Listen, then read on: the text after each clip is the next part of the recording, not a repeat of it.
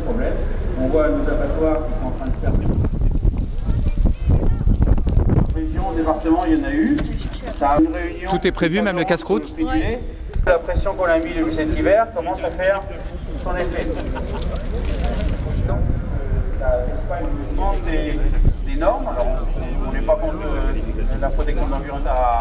Ça nous crée des charges supplémentaires et ça devient ingérable. Une situation extrêmement difficile pour la production, que ce soit de l'arbo ou du lait.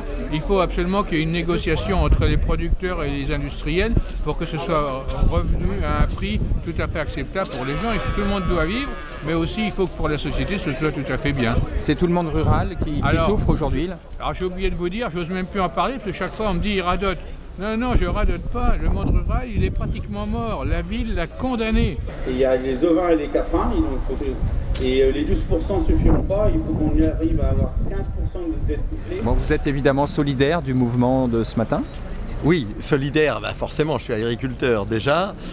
C'est pas la première manif que je fais de ma vie. Hein, voilà, c'est peut-être la 100e quand même, donc faut pas croire.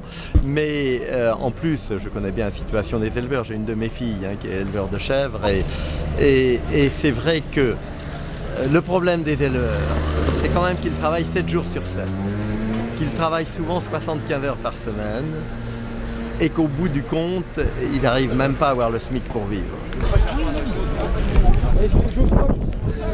Je peux vous demander quel est le problème là ce matin? C'est sur le prix du lait. Et puis après il y a la future réforme de la PAC aussi, il faut commencer à avoir de la discussion, ils s'en occupent là-haut alors.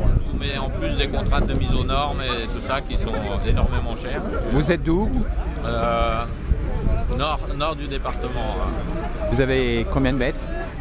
Moi j'ai des porcs, j'ai 100 truies naisseurs, engraisseurs. Et alors quelles sont vos difficultés au quotidien? Il faut se mettre aux normes. Là on aurait dû être aux normes depuis le 1er janvier 2013 et on n'est toujours pas. J'ai l'impression que rien n'a changé en 10-20 ans, on entend toujours parler du prix du lait. Toujours, oui. On a toujours ce même impact, donc on voit même le lait UHT, c'est le plus facile en repère, c'est qu'on est toujours au même prix depuis finalement 15 ans. On tourne en... donc c'est vraiment pas durable.